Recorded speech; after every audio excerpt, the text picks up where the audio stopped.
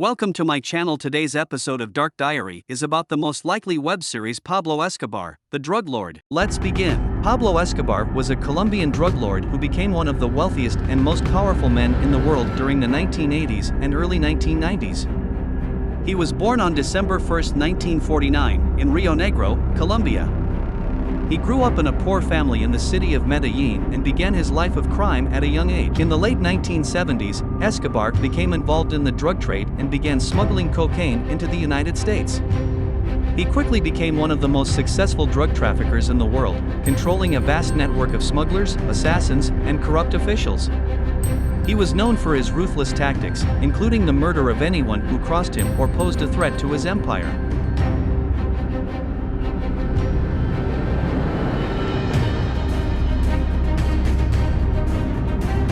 Escobar's drug trafficking organization, known as the Medellin cartel, was responsible for an estimated 80% of the cocaine smuggled into the United States.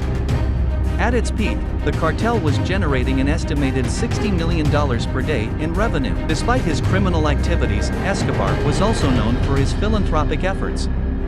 He built homes, schools, and hospitals for the poor in Medellin, earning him the nickname Robin Hood of Colombia.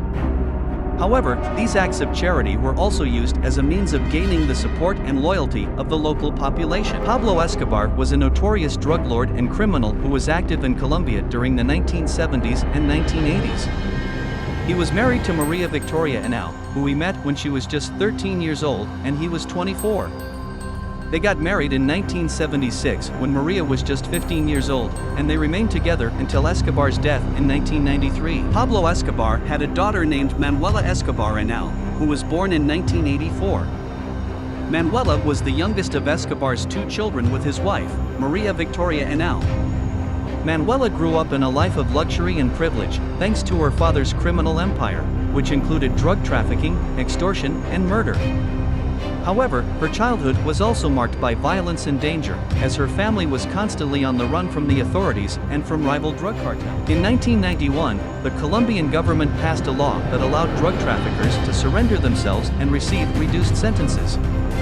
Escobar saw this as an opportunity to negotiate his own surrender and avoid extradition to the United States. However, his conditions were not met and he continued to evade authorities. In December 1993, Colombian authorities finally caught up with Escobar in Medellin. He was shot and killed by police while attempting to flee across the rooftops of his safe house.